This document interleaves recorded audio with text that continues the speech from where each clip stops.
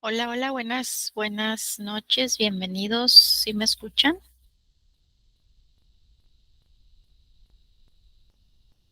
Hola, buenas noches, bienvenidos. Gracias, gracias, bienvenidos. Buenas Bueno, noches, pues Marta. buenas noches. Bienvenidos a esta nueva sesión. Ya estamos en la semana número 7, en donde, bueno, pues vamos a estar viendo ahora otros nuevos filósofos, pensadores. Ya, bueno, pues los temas que vamos a abarcar el día de hoy va a ser el racionalismo, el empirismo y el criticismo. Vamos a conocer otros nuevos grandes pensadores, ver, bueno, pues cuáles fueron sus aportaciones, quiénes, vaya, fueron los principales representantes de cada una de estas corrientes ideológicas. Y bueno, pues compartirles también al final un video en torno, bueno, pues a uno de estos grandes pensadores, como siempre lo hemos realizado. Entonces, bueno, pues vamos a dar inicio a la sesión. Espero que ya estemos todos aquí conectados. Adelante, Valeria. Sí, Valeria, veo tu manita levantada. Hola, hola. Ah, ok. Bueno, fue un error. Perfecto. Muy bien. Bueno, pues entonces, todavía ahorita se están integrando. Bueno, vamos a ir viendo qué vamos a estar viendo el día de hoy.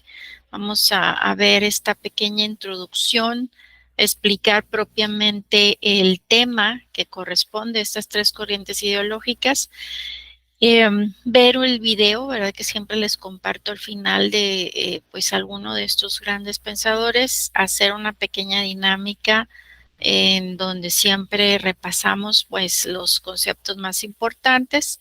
En la parte del seguimiento académico vamos a ver qué actividades espera estén realizando en esta semana y bueno, compartirles, bueno, comentarles que esta presentación se les va a compartir por medio de la plataforma y también, bueno, pues esta sesión está siendo grabada para todos aquellos que no puedan integrarse en este horario y que posteriormente, bueno, puedan visualizarla en la plataforma el día de mañana que se esté compartiendo.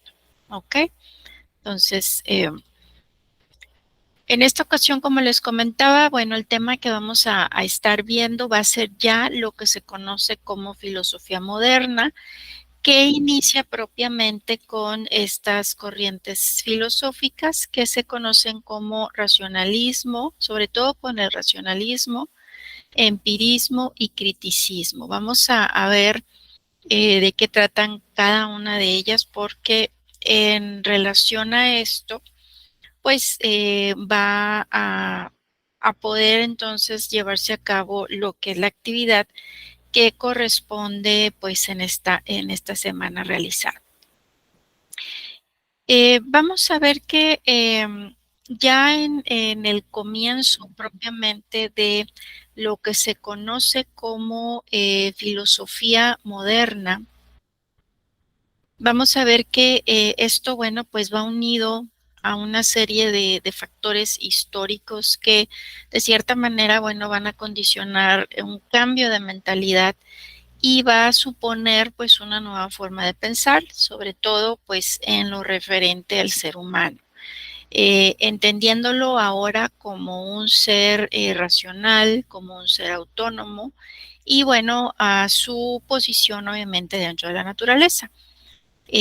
Esto, bueno, pues hace que se rompa con esa tradición que ya veníamos conociendo, ¿verdad? Esa tradición medieval y con la anterior dependencia entre la razón y la fe, comienza propiamente a gestarse esas bases de lo que se conoce como filosofía moderna. veíamos, ¿verdad?, que ya del teocentrismo, bueno, vamos a pasar al antropocentrismo, en donde el ser humano, bueno, pues ya es el centro del universo, ¿verdad? Es ya, digamos, esa materia que ahora en la cual, pues todas las corrientes ideológicas tratan de centrarse, y es básicamente, pues, ese principal problema de la filosofía, que ahora pues va a pasar a lo que es el conocimiento. La filosofía moderna pues la vamos a definir como esa intención de llegar pues a esos mismos términos de implicación intelectual para resolver pues problemas que bueno, surgen esto por la revolución científica y bueno, pues va a abarcar a grandes pensadores desde esa época, ¿verdad?, del Renacimiento hasta, bueno, pues alrededor por allá de los años 1800. Vemos entonces que dentro de esta inicio de la filosofía moderna, bueno, pues surgen a lo que se conoce como los racionalistas, los empiristas. En el caso de los racionalistas, bueno, vamos a clasificar, por ejemplo, a René Descartes, a Leibniz, a Baruch Spinoza, que son grandes pensadores, que ahorita vamos a ir viendo, ¿verdad?, qué aportaciones dieron cada uno de ellos, y los empiristas. Ahí vamos a ver también dentro de todos los que vaya, veían la forma en la cual se adquiría el conocimiento, ya sea vaya de forma, pues, digamos, material o, pues, meramente el conocimiento, pues, empírico en cuanto a lo que son, esas, sensaciones, nuestros sentidos. Y aquí, pues, vamos a tener a estos, representantes como John Locke, como, Francis Bacon, como George Berkeley, como David Hume y Adam Smith. Entonces, aquí vamos a ir viendo, ¿verdad?, qué aportaciones dieron cada uno de ellos, pues a cada una de estas ideologías. El caso del racionalismo, bueno, pues esta se define como esa corriente de la filosofía que va a defender propiamente la primacía de la razón para conocer la verdad. Comienza allá por el siglo XVII y es aquí que el filósofo francés René Descartes, pues es su principal exponente. A partir de ciertos principios innatos de la razón, pues el ser humano puede de cierta manera enfrentarse a ese entendimiento y a ese dominio de la naturaleza, construyendo, bueno, pues lo que es el saber, pero desde ciertas regularidades matemáticas, ¿verdad? Empiezan entonces a hacer uso, ¿verdad? Propiamente de toda esta ciencia y sobre todo de las matemáticas para bien de poder explicar, ¿verdad? Pues todo este tipo de fenómenos, ¿verdad? La verdad, todo lo que es la búsqueda de la verdad. René Descartes, como dijimos, pues fue un filósofo, fue físico también, y fue matemático, astrónomo, es originario, ¿verdad?, de Francia y es considerado como uno de los filósofos pues, más importantes de la historia. Es considerado también el padre del racionalismo y bueno, pues él determinó no creer ninguna afirmación hasta tener razones para creerla. Él elaboró esa famosa frase de pienso, luego existo, y bueno, pues también rechazó muchas de sus propias teorías al no ser aprobadas pues por la Iglesia. Intentó incluir a la filosofía, bueno, pues algunos aspectos de la ciencia y de las matemáticas, y según Descartes, bueno, pues hay dos formas de conocimiento. Lo que es la intuición, que es ese método por el cual, bueno, se procede de una manera lógica de lo universal a lo particular, y la deducción, que es un concepto, digamos, de esa mente pura, atenta, tan fácil y a la vez diferente, ¿verdad? Un concepto, digamos, no dudoso de la mente pura y atenta, que pues nace de solamente lo que es la luz de la razón. Y es más cierto, obviamente, que la deducción misma. Así es como lo define Descartes. Este filósofo, bueno, pues se propuso también crear un método que nos permitiera, pues, acceder al conocimiento con el rigor de los procedimientos geométricos.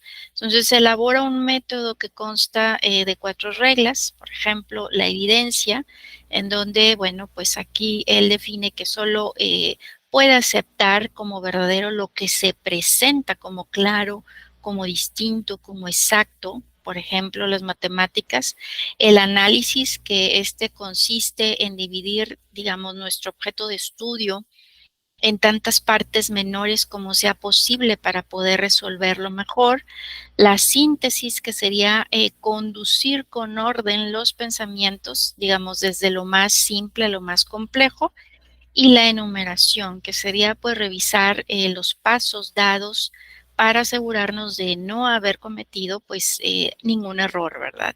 Y una vez descubierto el método, Descartes lo aplica al saber tradicional, pero bueno, pues siempre también tratando de ponerlo todo en duda, ¿verdad? Tenemos también a Leibniz. Él fue también un filósofo, matemático, lógico, de procedencia alemana. Y bueno, pues él fue defensor de la existencia de infinitas sustancias a las cuales denominó mónadas, y él, en la cual, bueno, pues él decía que contenían en su interior todo el conocimiento, como pues las ideas innatas.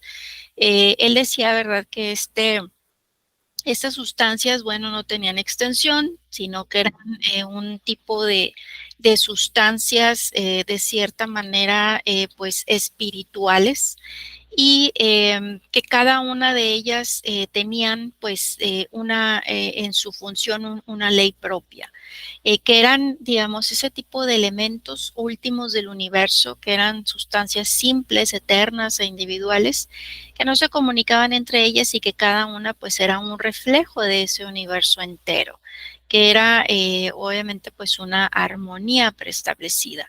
Él fue inventor de lo que se conoce como principio de la razón suficiente, según pues el cual todo lo que sucede, pues sucede porque hay una razón para que así sea, aunque no sepamos cuál sea, ¿verdad? Es decir, que no la conozcamos, ¿verdad? Y también defendía la teoría del mal necesario, en el cual, bueno, pues se justifica por la existencia de Dios, que, bueno, pues ha creado el mejor de los mundos posibles, y por lo tanto, bueno, pues no hay en la naturaleza nada malo, al menos desde el punto de vista, pues, matemático. Es decir, algo como que si todo está digamos, programado, y todo tiene que suceder porque pues así está establecido, ¿verdad? Entonces, desde el punto de vista matemático, pues no, lo que nosotros quizás consideremos como pues un error o un mal, desde el punto de vista matemático, pues se supone que no es como tal, ¿verdad?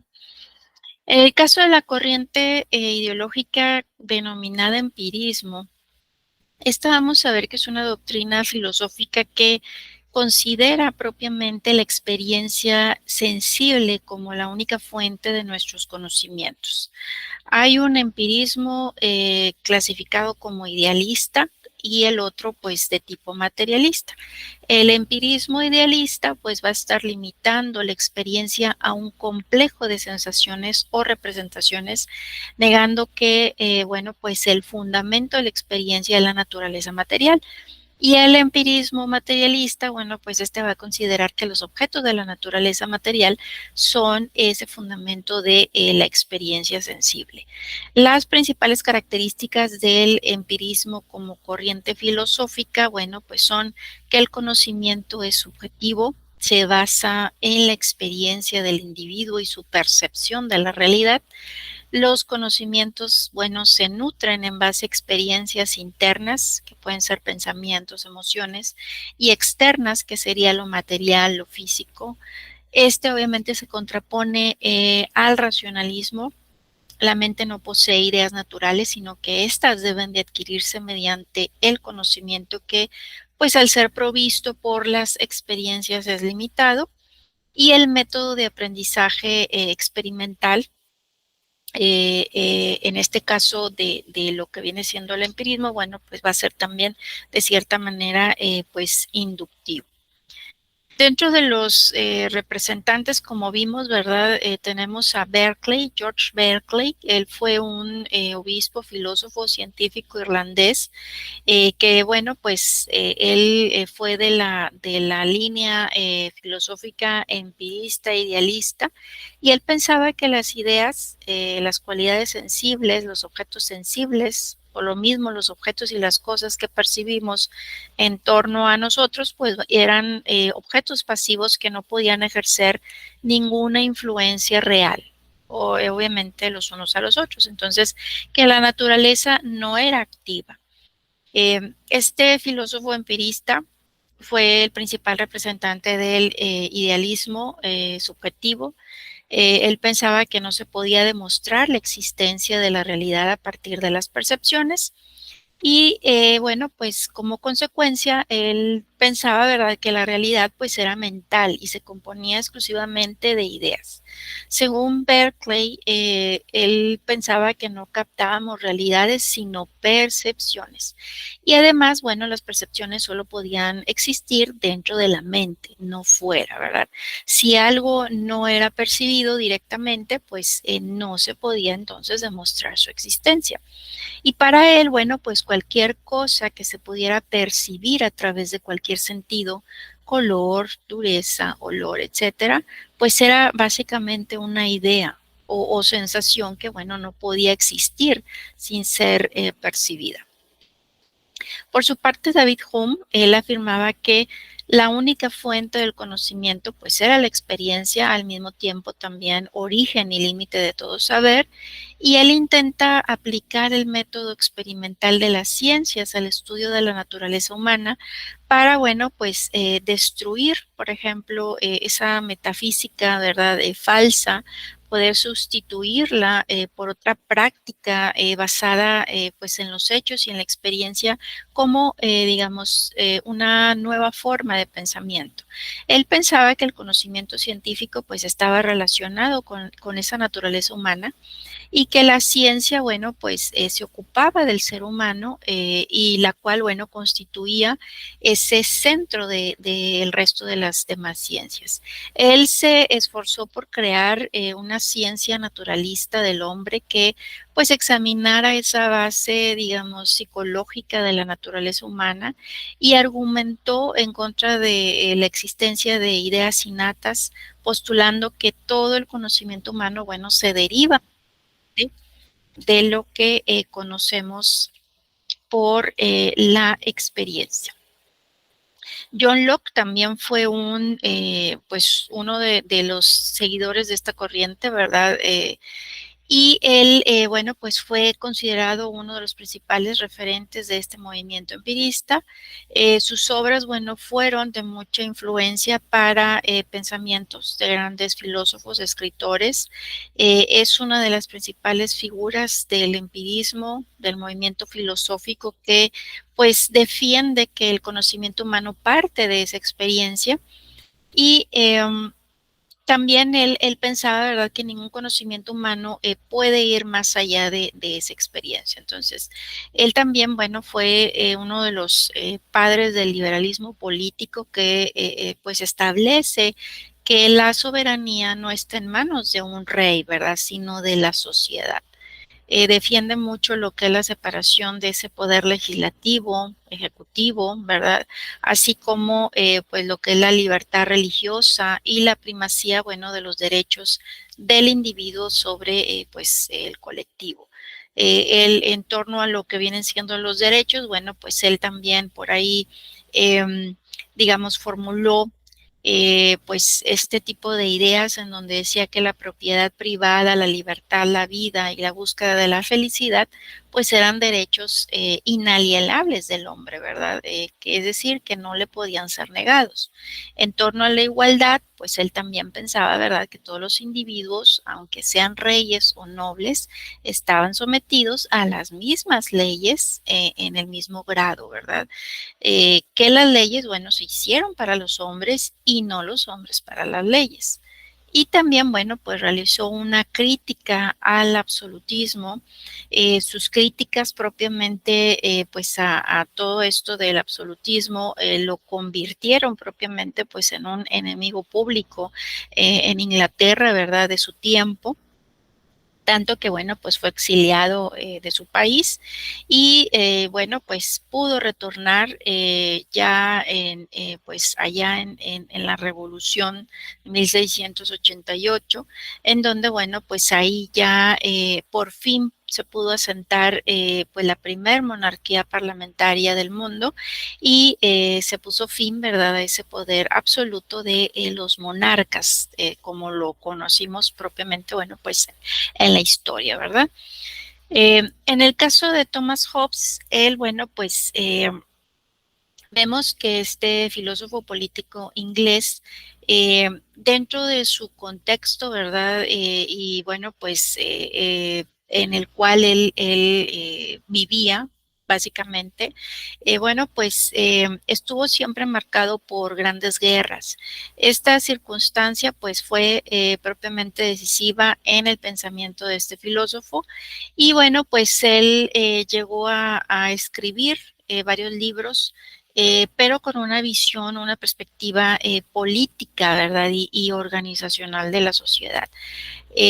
Vemos, ¿verdad?, que en su obra que es más reconocida, llamada Leviatán, pues bueno, ahí sienta lo que vienen siendo las bases de una teoría llamada teoría contractualista, que aquí básicamente pues es una corriente filosófica que propugna que el origen de la sociedad y el Estado se debe básicamente a un contrato entre humanos por el que básicamente, bueno, se acepta una limitación de las libertades a cambio de leyes que de cierta manera, bueno, garanticen la paz, la tranquilidad y ventajas sociales. Él pensaba, ¿verdad?, que el hombre necesitaba un contrato social que le permitiese ganar seguridad, el cual, bueno, pues era un tipo de acuerdo realizado entre los miembros de un grupo y se partía básicamente de la idea de que todos estos miembros estaban de acuerdo por voluntad propia con ese contrato social y admitían, bueno, pues la existencia de unas leyes a las cuales se debían de someter. Entonces, él veía, ¿verdad?, al Estado como un gigantesco, pues digamos, hombre artificial compuesto, bueno, pues por todos estos individuos creados para poder defender, pues al hombre natural y que sin la existencia de este Estado, pues estaría condenado a la guerra permanente, ¿verdad? Entonces, este Estado pues estaba creado por el propio hombre, ¿verdad? Que no era natural, sino artificial, ¿verdad? Como una máquina. Y bueno, que en el caso de que el gobernante no fuese capaz de proporcionar esa seguridad a la colectividad, pues entonces sus miembros podían entonces considerar roto ese pacto, ¿verdad? Eh, en el caso de la corriente ideológica conocida como criticismo, bueno, pues aquí vemos que para esta doctrina ese conocimiento, ¿verdad? Digamos, en su mayor expresión es el que puede ser científicamente comprobado del resto de todo conocimiento que se pudiese expresar y que no pudiese tener las bases suficientes para distinguirse como tal. No sería entonces conocimiento verdadero. Aquí se define como criticismo a esa corriente filosófica que le va a conceder una importancia superior a ese conocimiento, que bueno, pues va a poseer básicamente sus raíces propiamente en lo que es la investigación que el conocimiento neto, ¿verdad? Por experiencias o vivencias del ser humano. Entonces, aquí el criticismo va a compartir con, digamos, el dogmatismo, la idea de esa razón como fuente de conocimiento, pero con el escepticismo va a desconfiar de todo conocimiento determinado. Entonces, no va a aceptar, de cierta manera, afirmaciones de la razón sin ninguna objeción. Es decir, va a necesitar motivos y fundamentos para bien de poder entonces decir, ¿verdad?, que realmente pues se ha llegado a ese conocimiento verdadero. Y bueno, pues aquí tenemos a su principal representante, Immanuel Kant, que fue un filósofo alemán el cual es representante del criticismo. En el criticismo, bueno, pues no niega que el hombre pueda acceder al conocimiento, a la verdad, pero considera necesario que exista un examen muy atento y una justificación racional de la forma en la cual se alcanza ese conocimiento, ¿verdad? Es una doctrina que se va a caracterizar por asumir una actitud crítica, es decir, una actitud reflexiva ante las afirmaciones de la razón humana. De ahí, bueno, pues ese espíritu, ¿verdad?, cuestionador. Entonces, Immanuel Kant buscó por encima de todo enseñar al ser humano a pensar por sí mismo, ¿verdad?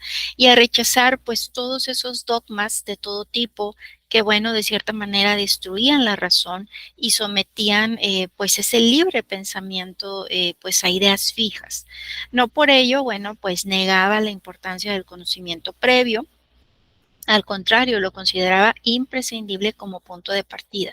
Entonces, decía que es el sujeto el cual determinaba la realidad, que aun siendo la misma, bueno, podía ser conocida de una manera diferente, dependiendo obviamente del sujeto que la conoce, el cual pues impone las condiciones de posibilidad de ese objeto conocido.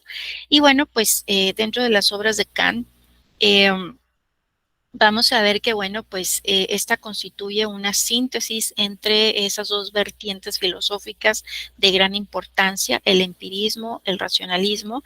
Estas dos tendencias estaban pues enfrentadas por el hecho de cómo es que se concebía la forma en que los seres humanos pues adquirimos ese conocimiento, y Kant viene a plantear la idea de que no tiene sentido preguntarse por el problema del conocimiento humano, sin antes cuestionar, bueno, cuál es ese límite de ese conocimiento, ¿verdad? El límite el cual pues viene determinado por esa propia naturaleza del ser humano. Más allá de tal límite, bueno, pues es imposible conocer más. Y si bien es cierto que el conocimiento empieza en nuestros sentidos, no todo es resultado de ellos, ¿verdad? La razón juega un papel muy importante y es la que debemos, en este caso, pues cultivarla. Vamos a ver este pequeño video que eh, les, les quiero compartir en relación a este gran pensador que fue René Descartes. Déjenme ver si tenemos, ok, si tenemos audio, muy bien. Y vamos.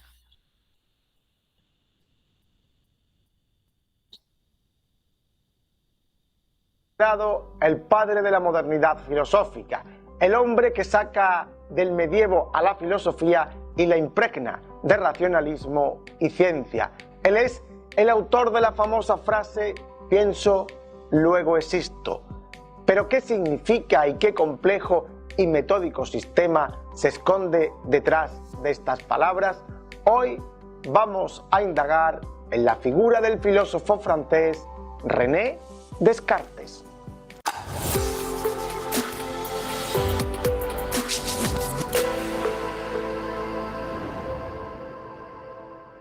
René Descartes nació en La Haye, en Turena, Francia, en 1596. Su familia era de condición noble y sus antepasados ostentaron cargos de cierta importancia en gobiernos locales, como su abuelo, alcalde de Nantes, o su padre, consejero en el Parlamento de Bretaña.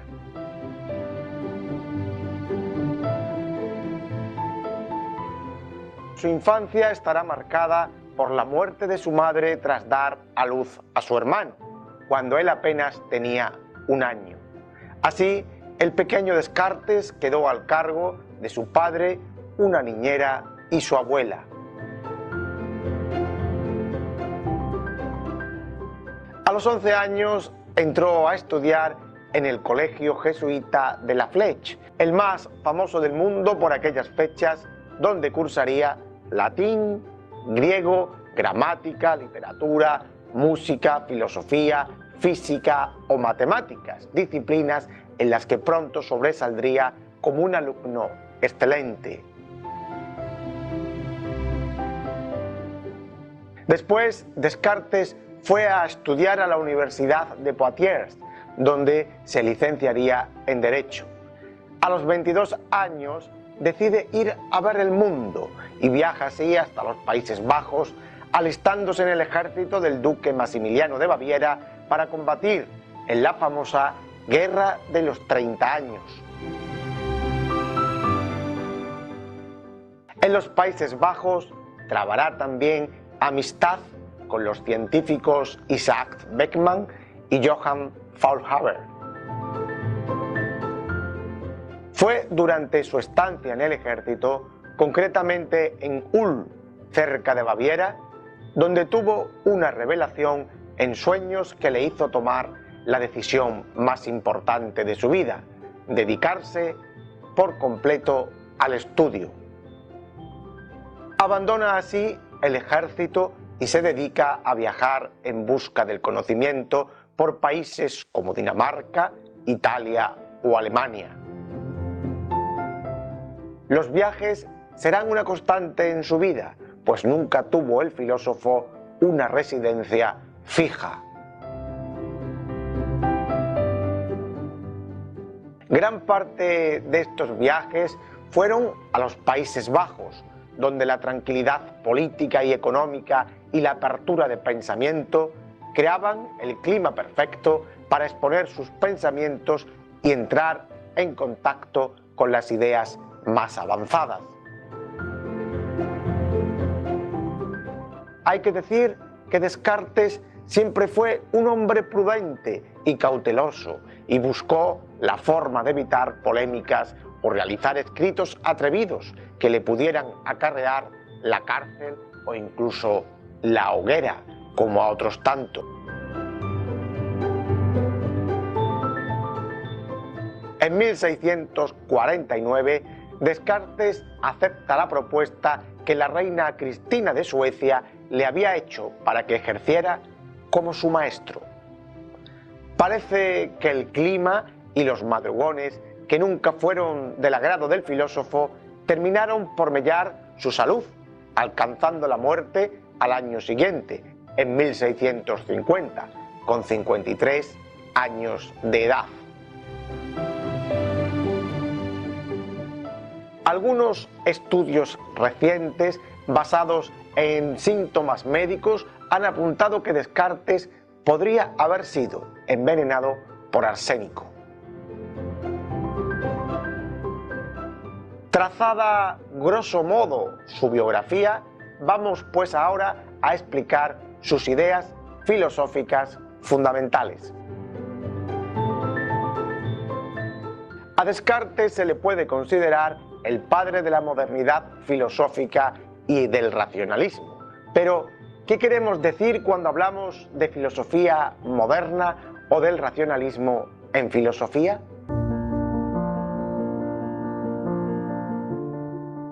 El racionalismo es una corriente filosófica que se desarrolla durante los siglos XVII y XVIII, pero que tiene sus orígenes en la filosofía clásica. Por ejemplo, podemos encontrar antecedentes en Platón.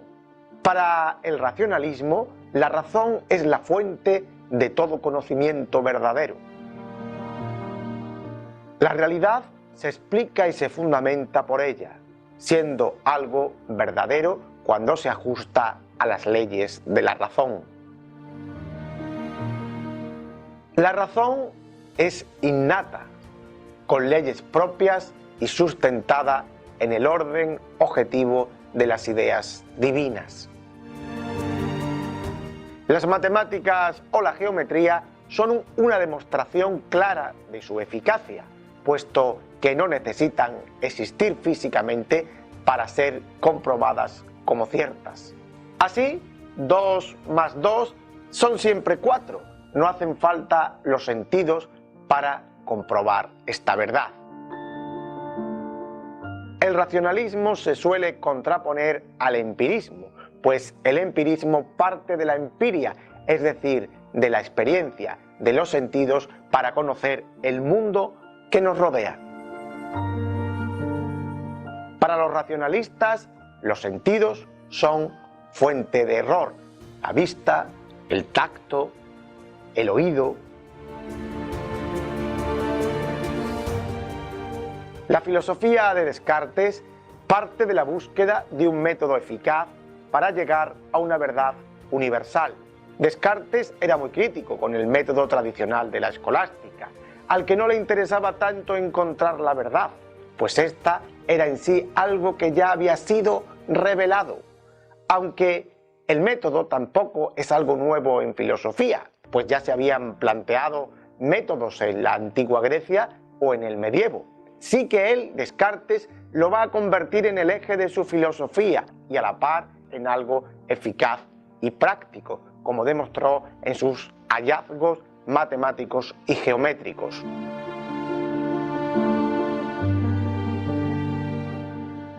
En su obra Discurso del método, Descartes, siguiendo los procedimientos matemáticos, expone sus reglas metódicas para alcanzar la ansiada verdad.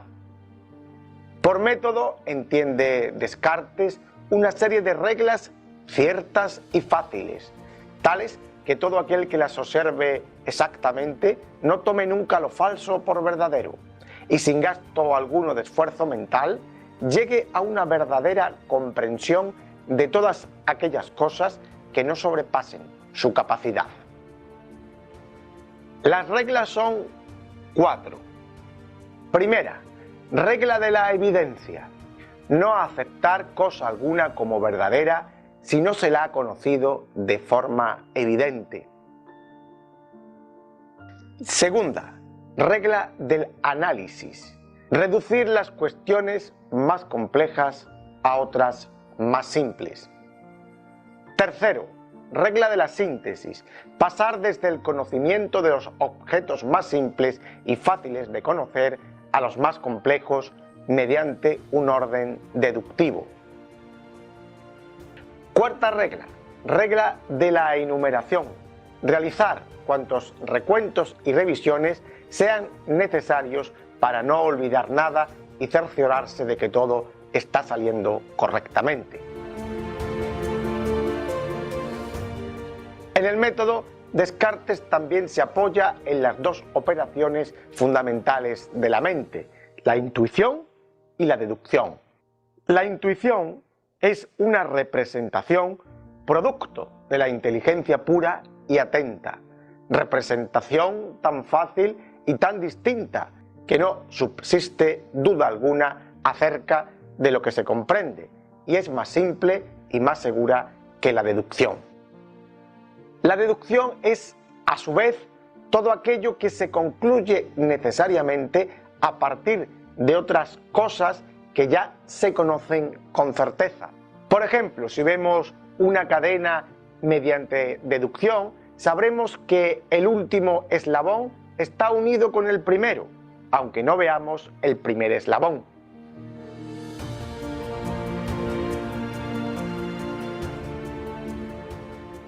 Para poner en marcha su método, Descartes acude a la duda metódica. Propone someter todo el conocimiento que uno tiene a juicio, no creer nada de partida, cuestionarlo todo para poder iniciarse en el conocimiento y alcanzar la verdad. El primer nivel de la duda es el conocimiento que uno recibe por los sentidos. Como los sentidos nos engañan acerca del tamaño, figura, distancia, posición, etc., y como es imposible distinguir la vigilia del sueño, Descartes rechaza de partido todo conocimiento sensible, esto es, adquirido mediante los sentidos o la empiria.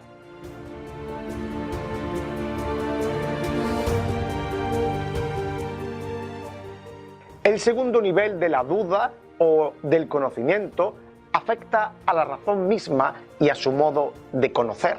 Aunque Descartes es partidario de este conocimiento, también se plantea si el ser humano puede estar siendo engañado por una especie de genio maligno que haga creer a nuestra razón una cosa que en verdad no es, que en verdad es falsa. También afirma el filósofo francés que al no ser nosotros divinos, podemos poner seriamente en duda las capacidades de nuestro intelecto. Ahora bien, aunque dude o me engañe el genio maligno o los sentidos, hay algo que siempre va a ser verdad: el cogito. El cogito es el punto central de su filosofía, expresado en su más famosa frase, cogito ergo sum, que se suele traducir como pienso, luego existo, o pienso, luego soy. Pero debemos aclarar que pensar aquí no significa solo nuestro pensar. El propio Descartes lo matiza. Todo lo que se produce en nosotros de tal suerte que lo percibimos inmediatamente por nosotros mismos. Por esto, no solo entender, querer, imaginar, sino también sentir es la misma cosa aquí que pensar. Por tanto, pensar va más allá de lo que nosotros hoy entendemos por el verbo pensar. Esta idea, como ya vimos en anteriores vídeos, estaba ya en San Agustín, con el si me engaño, existo, o en otros pensadores medievales. Pero Descartes la saca del plano religioso y la convierte en el eje de su filosofía, en el eje del conocimiento en sí. Eso sí, el cogito, como intelecto, solo puede asegurar la existencia racional del yo, que somos mente. Todo lo captado por los sentidos queda fuera de la esfera por prestarse a engaño. No puede hablarse tampoco de un yo universal, pues todo lo que está fuera de nuestra propia mente queda excluido de esta verdad primera. La actividad del pensar empieza y acaba en las ideas. Y esto es lo que separa a Descartes de la tradición, donde las ideas son solo el medio para comprender la realidad. Además, hace una clara distinción entre verdad y certeza, es decir, algo puede parecer verdadero, pero no serlo, y viceversa. Descartes habla de tres tipos de ideas como contenido de la mente: las ideas innatas, que pertenecen solo al pensamiento y son las únicas, claras y distintas; las ideas adventicias, que son las que vienen a la mente desde los sentidos, como un perro o un árbol; y luego las ideas facticias, que son las más falsas, pues las elabora nuestra mente a partir de otras, como puede ser el Minotauro, que tiene cuerpo de hombre y cabeza de toro. En relación con lo anterior y para poder justificar la validez de las ideas, Descartes introduce el concepto de sustancia. La sustancia es el elemento ontológico común a todo lo que existe. Descartes identifica dos tipos de sustancia: una infinita, que es Dios y cuyo atributo principal es la perfección, y una segunda sustancia o sustancia finita, y en ella observamos su concepción dualista del ser humano en cuerpo y alma. La res cogitans finita se divide en res cogitans y res extensa. La res cogitans es el alma, cuyo atributo principal es el pensamiento, y sus modos son la perfección y la determinación. La res extensa, que en su dualismo se correspondería con el cuerpo humano y los otros cuerpos, tiene como atributo principal la extensión y como modos el tamaño, la figura o el movimiento. La idea de sustancia infinita es una idea innata según Descartes. En sus propias palabras, la idea de Dios es la huella que el Creador ha impreso en la conciencia de la criatura. Esta idea ha nacido y ha sido producida conmigo. La idea innata más importante es Dios, de la sustancia infinita. Descartes no se refiere en sí al Dios cristiano, sino que define a Dios de la siguiente manera: bajo el nombre de Dios entiendo una substancia infinita, eterna, inmutable, independiente, omnisciente, omnipotente, por la cual yo mismo y todas las cosas que existen, si existen algunas, han sido creadas y producidas. Esta verdad de Dios, junto con el cogito, son dos puntos esenciales sobre los que sostener el conocimiento, algo así como el punto de partida para empezar a establecer otras verdades a través de la deducción. No obstante, Descartes hace un rodeo en la deducción para tratar de explicar a Dios con este método. Pone en primer lugar el cogito, luego deduce que en el cogito se encuentra la idea de perfección y que al no ser el perfecto, solo puede provenir esa idea de un ser perfecto, deduciendo de ahí que ese ser perfecto es Dios.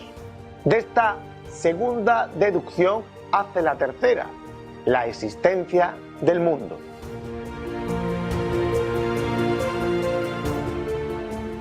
Como existe un Dios perfecto, este no puede permitir que las ideas de mi mente sean falsas. Luego el mundo debe existir. En cuanto a su filosofía moral, poco podemos decir, pues la dejó inconclusa. Para Descartes, la moral es el grado supremo de sabiduría, pero para llegar a ella se necesita haber conocido antes las otras verdades más simples. Como aún no las había alcanzado, en su discurso del método expresa una moral provisional que consiste en tres principios básicos, a saber, 1. Obedecer las leyes y costumbres del país donde se vive, siguiendo sus principios religiosos. 2. Permanecer firme en los principios y resoluciones adoptados. Y 3. Tratar de vencerse a uno mismo antes que al destino, es decir, cambiar antes nuestros propios deseos que tratar de cambiar el orden del mundo. Aplicando su método, Descartes consiguió hacer grandes hallazgos científicos en el campo de la óptica, de la física, de la geometría o de las matemáticas. En conclusión, la importancia de Descartes reside en que inaugura la modernidad en la filosofía, desplaza el objeto del conocimiento al sujeto y a las propias ideas de éste, haciendo hincapié en el método como única vía para alcanzar la verdad. Pues hasta aquí, amigos, nuestro deambular de hoy por el mundo de la filosofía. Ya sabes que en el canal tenemos cientos de vídeos para seguir profundizando en el conocimiento. Si te ha gustado nuestro programa, déjanos un like, suscríbete a nuestro canal, comenta y comparte.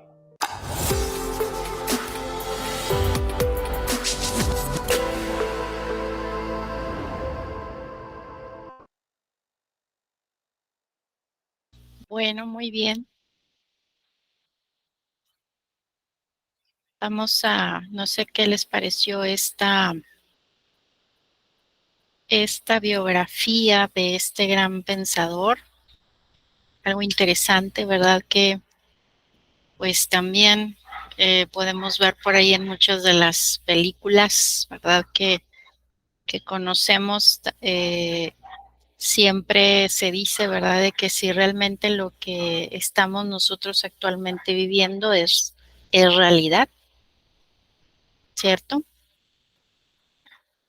Vamos a pasar a nuestra, déjenme paso acá a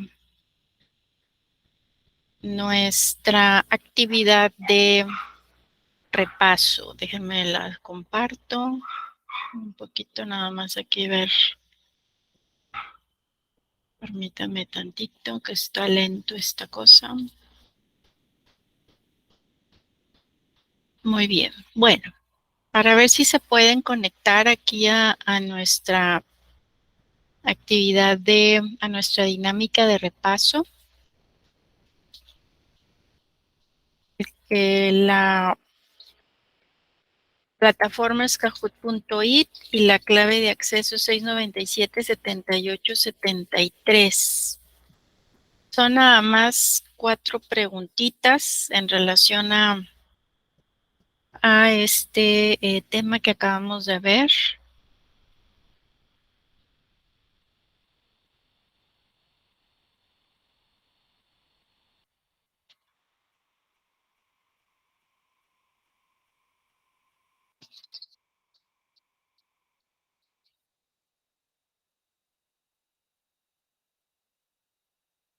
Para ver si nos podemos conectar. Acuérdense que es solamente un repaso, unas 4 preguntas de este material que acabamos de ver el día de hoy.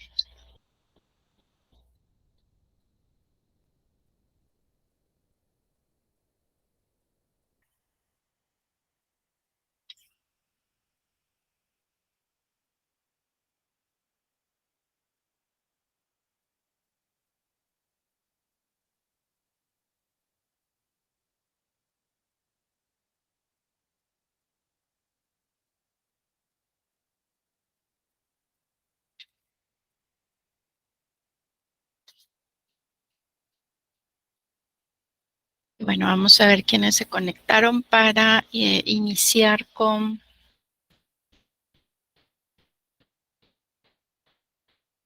Ok, muy bien. Pues vamos a dar inicio con los que se han conectado. Déjenme ingreso aquí. Acuérdense que es por tiempo y quienes contesten correctamente, bueno, pues la plataforma les va a asignar por ahí la puntuación para pues estar en los primeros lugares. Son preguntas de opción múltiple en donde tienen que seleccionar cuál es la que consideran es la correcta, ¿vale? Entonces, bueno, iniciamos para poder alcanzar a continuar con nuestra agenda. Muy bien. Y esta primera pregunta nos dice,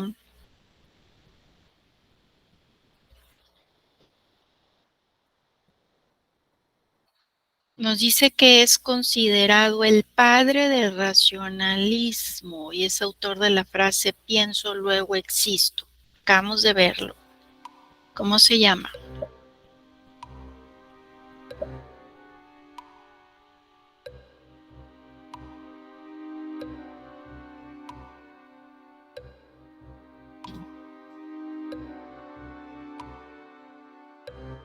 ¿Cómo se llama este personaje? Manuel Kant, John Locke, Thomas Hobbes o René Descartes.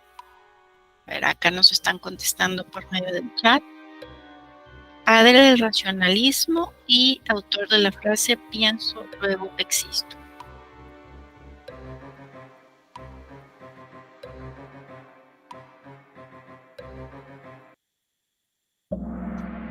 Así es, René Descartes. Perfecto, acabamos de ver su biografía. Vamos a ver, el siguiente es esa corriente de la filosofía que defiende la primacía de la razón para conocer la verdad. ¿Cómo se llama? Racionalismo, empirismo, criticismo o monoteísmo.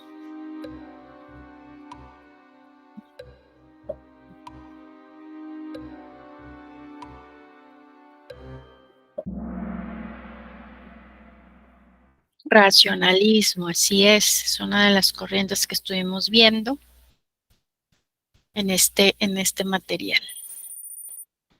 Vamos a ver la siguiente. Es padre de la doctrina conocida como criticismo, la cual concede una importancia superior al conocimiento. Fue el último que vimos, ¿cómo se conoce? John Locke, Thomas Hobbes, Leibniz o Kant.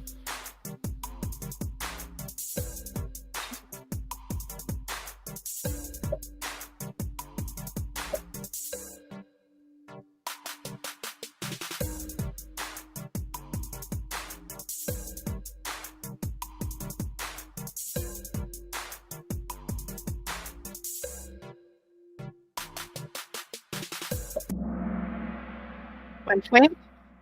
Kant, así es. Perfecto, muy bien. Y vamos a ver la última. Nos dice que es esa doctrina filosófica que considera la experiencia sensible como la única fuente de nuestros conocimientos.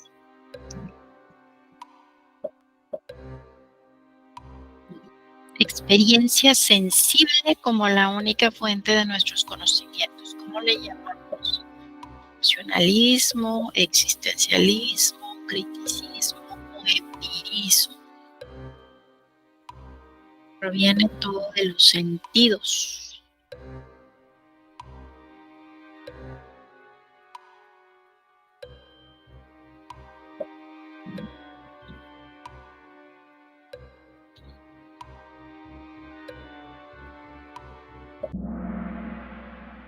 A ver. Así es el empirismo. Perfecto, muy bien. Vamos a ver entonces quiénes lograron acertar este repaso. Muy bien, quedó Manolito, Valeria y quien logró la mayoría, Sonia. Muy bien, muchas gracias por participar. Perfecto. Bueno, pues entonces continuando aquí con nuestro material, ya nada más dar las siguientes recomendaciones en relación a qué actividades son las que esperemos que estén realizando. En esta ocasión nos toca estar participando en el foro y en este foro, bueno, pues estamos hablando precisamente de estos temas. La participación en el foro número 2, la fecha de cierre es este próximo domingo 2 de julio. Recuerden que al participar en el foro, bueno, pues hay que estar realizando aportes en relación a la temática, ¿verdad?, que estamos tratando. Hay que realizar una lectura previa, ¿verdad? Ya aquí, bueno, vimos la sesión, hay que darle una lectura a el material, ¿verdad?, que corresponde esta semana. Y también investigar, ¿verdad?, en internet. Y bueno, pues hay también que hacer réplicas, ¿verdad?, a sus, pues a las aportaciones que realicen sus demás compañeros. Recuerden que es muy importante el que ustedes indiquen, ¿verdad?, cuáles son sus referencias bibliográficas, porque, bueno, pues dentro de esto viene estando la rúbrica para bien de poder considerar, bueno, pues la puntuación, pues la máxima puntuación. También, bueno, pues por ahí indicarles que el examen parcial se dio todavía esta semana. Normalmente debió de haber finalizado este domingo pasado, el día de ayer, pero bueno, pues se dio una semana más, de manera que los que no tuvieron oportunidad de presentarlo tienen todavía esta semana para bien de poder pues presentarlo, ¿verdad? La fecha límite sería para este lunes 3 de julio en punto de las 23:55. Entonces, bueno, pues ahí tienen también esta otra actividad para todos aquellos que no hayan tenido oportunidad de de poder presentarlo. Entonces hay que aprovechar. Y bueno, pues aquí ya nada más así como, no sé si tengan alguna duda en relación a estos temas, a las actividades que se tienen que realizar. ¿Todo bien? ¿Todo bien? ¿Todo bien?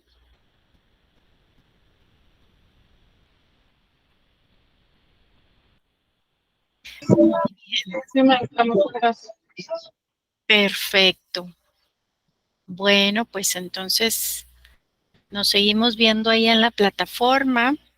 Cualquier duda, como quiera, ya saben que estoy al pendiente de ustedes por medio de la plataforma. Y bueno, pues ya nada más queda que estén participando básicamente, bueno, pues en este foro. Denle lectura al material, al libro, investiguen, Está muy interesante. Ahora las preguntas hablan en torno, bueno, pues a cómo es que adquirimos nosotros el conocimiento, habla en torno a esta corriente ideológica que es el criticismo. Entonces, bueno, pues hay que dar nuestras aportaciones sustentadas, ¿verdad? Que se note que hemos realizado por ahí, pues una previa lectura, ¿sale? Bueno, pues por mi parte ha sido todo. Les agradezco mucho su atención a esta sesión y nos seguimos viendo en el aula. Muchas gracias. Gracias, maestra. Hasta luego. Hasta luego.